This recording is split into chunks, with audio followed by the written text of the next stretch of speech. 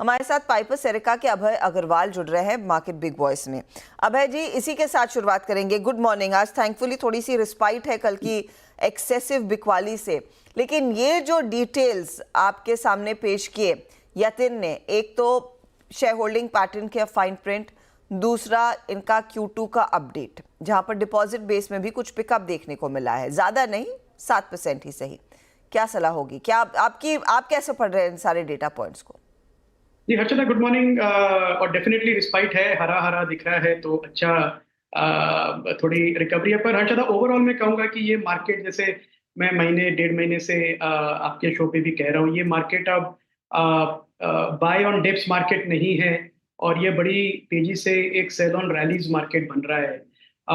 और HDFC bank की बात करेंगे, पर एक मेरा रीजन ये कहने का ये है हर्षदा, क्योंकि जो शॉर्ट टर्म में जो वैल्यूएशंस हमारी बड़ी है, मार्केट में तेजी आई थी, उसको सस्टेन करने के लिए continuous flow of good news बहुत इंपॉर्टेंट है।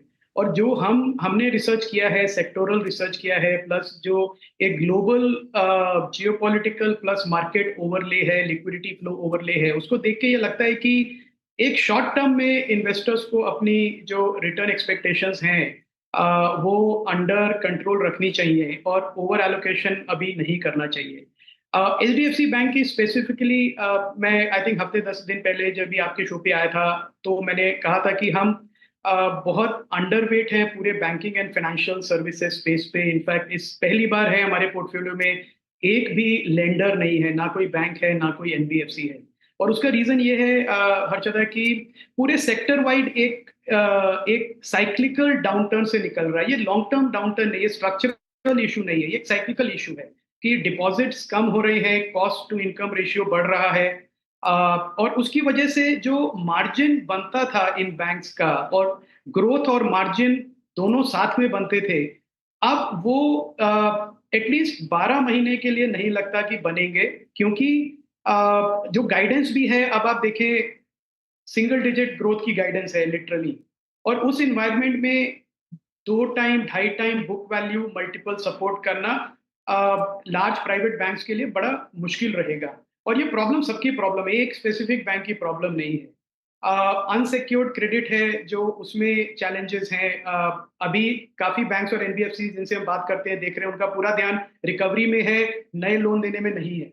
तो क्रेडिट ऑफटेक भी कम हुआ है। तो अगर मैं ये सब स्ट्रक्चरल इश्यूज देखूं हर्षदा, तो एचडीएफसी बैंक के साथ साथ मैं कहूंगा पूरा जो सेक्टर है उसको करीब 3 से 6 महीने लगेंगे अपनी ये सारी प्रॉब्लम्स को रिजॉल्व करते करते।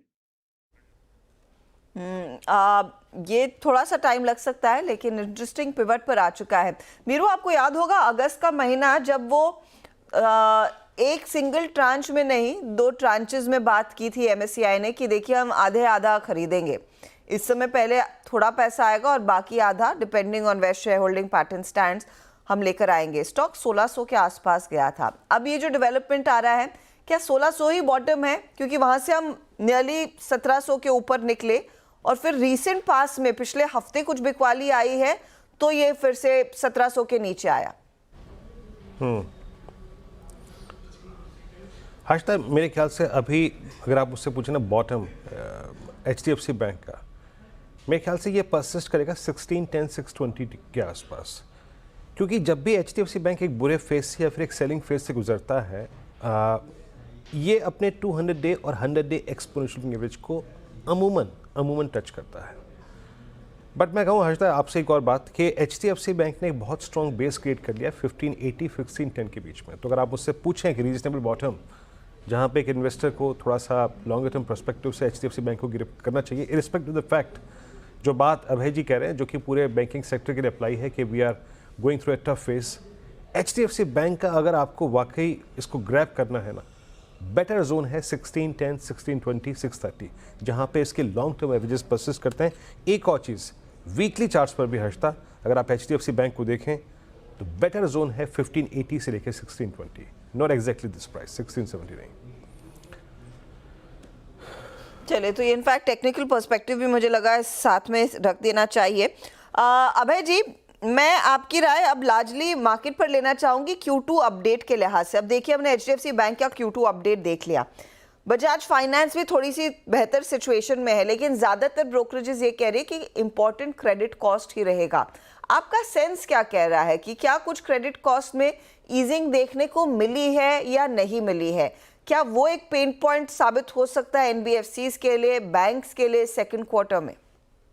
जी हर्षदा, हमारा जो भी आउटलुक है इस सेक्टर पे वो पूरा रिसर्च बेस्ड है। तो हम एंगेज करते हैं डिस्ट्रीब्यूटर से, लोकल एजेंट से, और जो भी इन बैंक्स के साथ बिजनेस करता है या एनबीएफसीज के साथ बिजनेस करता है, इंक्लूडिंग क्रेडिट रेटिंग ब्यूरोज हैं जैसे सिविल है, एक्सपीरियन है, इन सब से। तो जो डेटा अभी आ रहा है वो दिखा रहा है कि अभी भी सिचुएशन डिटीरियरेट हो रही है। एक बहुत बड़ा सब 5 लाख रुपीस के जो लोन लेने वाले हैं, क्रेडिट कार्ड लोन लेने वाले, जो अनसिक्योर्ड लोन है, plus personal loan, high interest cost पे जो पर्सनल लोन वाले रिटेल बोरोवर्स हैं, उनकी क्रेडिट क्वालिटी में काफ़ी डिटेरिएशन है। और इसकी वजह से इन एनबीएफसीज का जो अनसिक्योर्ड लोन देते हैं रिटेल और एमएसएमई सेगमेंट को, स्मॉल टिकट साइज के, वो उनका फोकस अभी रिकवरी पे है। क्योंकि अगर वो रिकवरीज नहीं हुई, वो डिले हुई, तो उसका इम्पैक्ट एनपीएस पे दिखने लगेगा, जिसको मार्केट बहुत नेगेटिवली लेगा। तो जो मैं देख पा रहा हूँ हर्षदा, सारी large NBFCs, large private banks भी जो हैं, उनका ध्यान इस समय लोन बुक बढ़ाने में नहीं है बल्कि रिकवरी में है। और इसका जो रिजल्ट होगा वो ये होगा कि सेकंड क्वार्टर, थर्ड क्वार्टर में भी आपको एक बहुत रिमार्केबल स्लो डाउन दिखेगा लोन बुक एक्सपेंशन में, जिसका मार्केट यूज्ड टू है कि 20-20% लोन बुक बढ़ती है, वो सिंगल डिजिट में बढ़ेगी शायद। और दूसरी तरफ एक क्रेडिट कॉस्ट जो है, एनपीएस है, जो डे पर डे, डेज पर बियॉन्ड ड्यू जिसको हम कहते हैं डीपीडी, वो रेशियो भी डिटीरियरेट होगा। तो ऐसे इन्वायरमेंट में मुझे लगता है कि इन बैंक्स को और एनबीएफसीज को थोड़ा मेहनत करनी पड़ेगी अगले 3-6 महीने अपना बिजनेस वापस ग्रोथ फेज में लाने के लिए।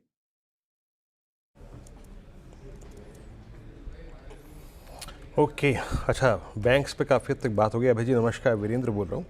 अभय जी, इस बार हिस्टोरिकल प्राइस मैच कर रहे हैं और उन हिस्टोरिकल लेवल्स को रीगेन करने की तैयारी कर रहे हैं। डायग्नोस्टिक स्पेस पहले ये थिन वॉल्यूम्स पे ऊपर आ रहे थे, लेकिन अब सब्सटेंशियल वॉल्यूम्स हैं यहाँ पर।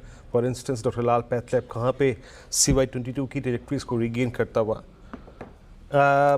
हिस्टोरिकल प्राइस को और उस प्राइस को जो कि इनके करियर का अब तक का सबसे स्ट्रॉन्ग फेज था, उनको रीगेन करना, ये डायग्नोस्टिक स्पेस में, हॉस्पिटल स्पेस में रिफ्लेक्ट क्या कर रहा है? आपकी रीडिंग अगर पिछले 2-3 महीने, 4 महीने में इस स्पेस की रही हो तो वो क्या कहती है?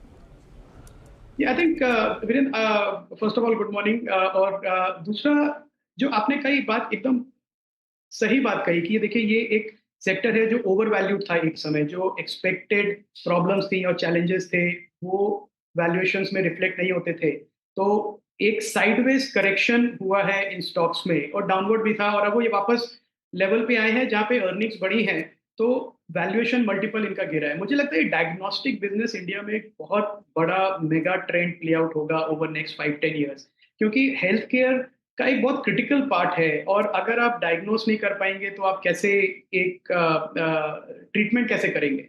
तो डॉक्टर्स का भी ओरिएंटेशन इस समय ये है कि प्रॉपर डायग्नोसिस हो। और इन कंपनीज का एक चैलेंज था वीरेंद्र, जिसकी वजह से इनका ग्रोथ लिमिटेड था, कि ये टियर 2, टियर 3 सिटीज में नहीं जा पा रहे थे, क्योंकि इनकी जो प्राइसिंग है वो टियर 2, टियर 3 सिटीज में नहीं चलती थी। बहुत बड़ा गैप था प्राइसिंग में लार्ज और स्मॉल सिटी में। पर जैसे जैसे insurance, health insurance, medical insurance का पेनिट्रेशन हुआ है टियर 2, टियर 3 सिटीज में, इनको बिजनेस करना आसान हो रहा है। और ये मार्केट ऐसा है कि जो काफी ट्रस्ट और फेथ पे चलता है। तो मुझे लगता है ये एक सेक्टर है जिसका बॉटम बन गया है, और डेफिनेटली आप इन्वेस्टर्स इसमें से जो लीडिंग स्टॉक्स हैं उन्हें पिक कर सकते हैं।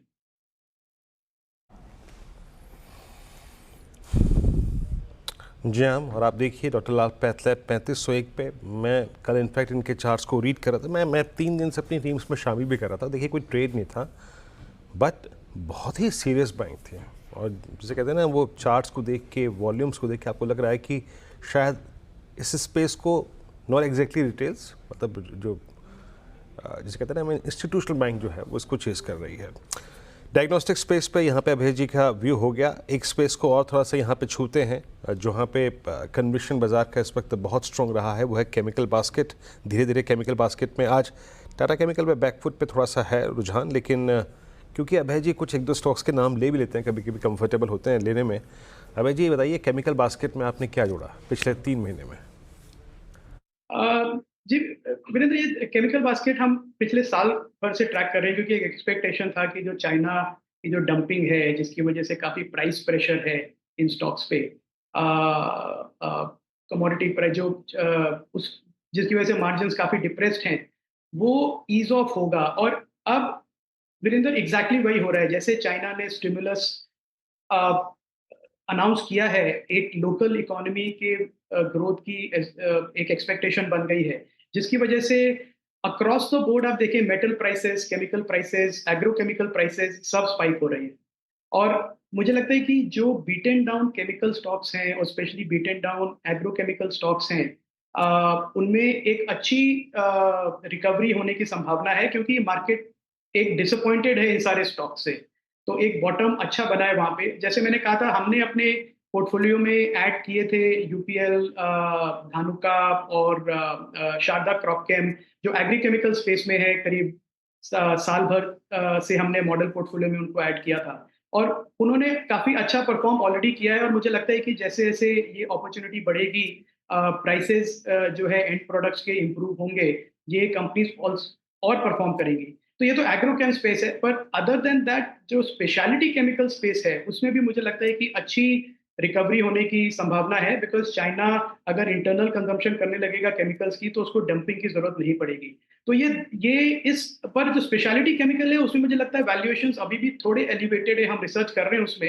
होपफुली जब मैं नेक्स्ट टाइम आपके शो में आऊंगा, तो शायद आपको कुछ नाम बता पाऊं जो हम अपने मॉडल पोर्टफोलियो में ऐड करेंगे। तो इंटरेस्टिंग वो discussion, we look out for it. Abhay ji, IT concerning का अगले हफ्ते नतीजे आना शुरू हो जाएंगे और एक्सेंचर ने अपना अपडेट दे दिया है, तो थोड़ी सी पिक्चर है कि कैसी स्थिति देखने को मिलेगी। क्या पैसे लगाना शुरू करें अहेड ऑफ नंबर्स, या फिर पहले Q2 के नंबर्स देख लें और Q3 की कमेंट्री कितनी बेहतर हो रही है वो भी सुन ले?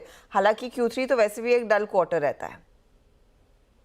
जी आई थिंक हर्षदा, मैं आपने जो सेकंड बात कही उसके साथ रहूंगा कि ये एक ऐसा स्पेस है जो 2-3% की ग्रोथ की गाइडेंस दे रही है ये कंपनीज। और मैं सुनना चाहूंगा एटलीस्ट एक बार किसी लार्ज कंपनी की कॉन्फिडेंट गाइडेंस की, अब वो 8-10% के ग्रोथ के ट्रैक रिकॉर्ड पे जाएंगे। अगर वहां पे गए तो मैं डेफिनेटली ऐड करूंगा इन्हें पोर्टफोलियो में।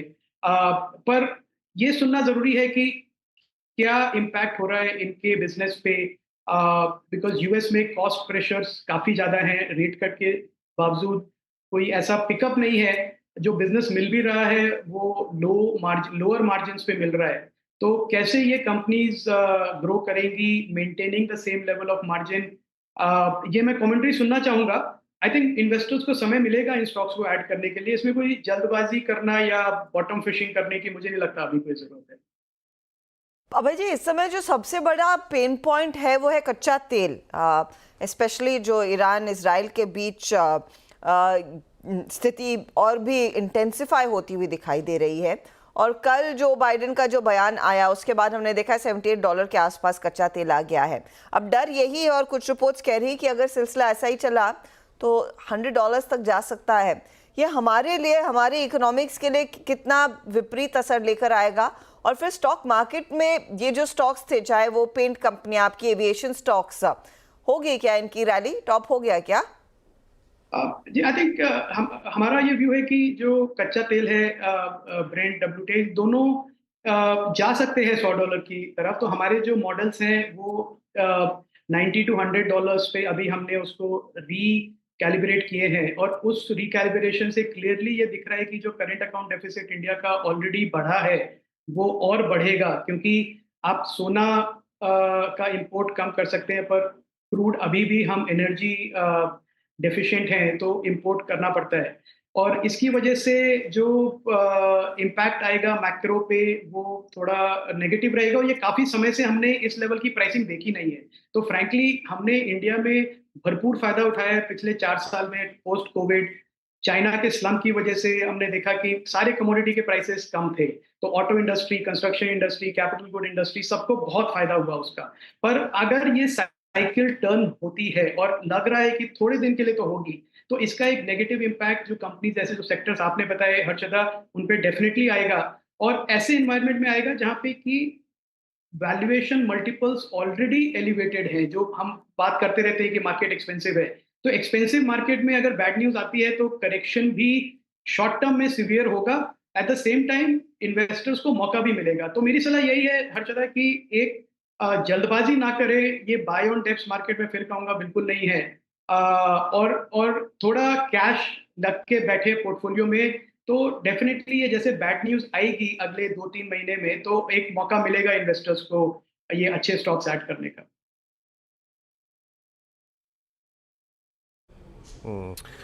अभय जी, आखिरी प्रश्न आपसे यहाँ पे पॉसिबली, और वो ये है कि ये जो वीकली एक्सपायरीज को रिड्यूस किया है सेबी ने और एक्सचेंजेस ने अब उसके अकॉर्डिंगली स्टेप्स लिए भी हैं, ये जो नॉन लेंडिंग फाइनेंशियल स्पेस था जिसमें ब्रोकरेज कंपनियां थी और डिस्काउंट ब्रोकरेजेस थे और एक्सचेंजेस थे, उसमें डिपॉजिटरीज थे, आपका इन पे टेक क्या है इस वक्त, और कोई आप लोगों ने अपनी होल्डिंग्स के साथ छेड़छाड़ की है इसमें या फिर नया एडिशन किया है?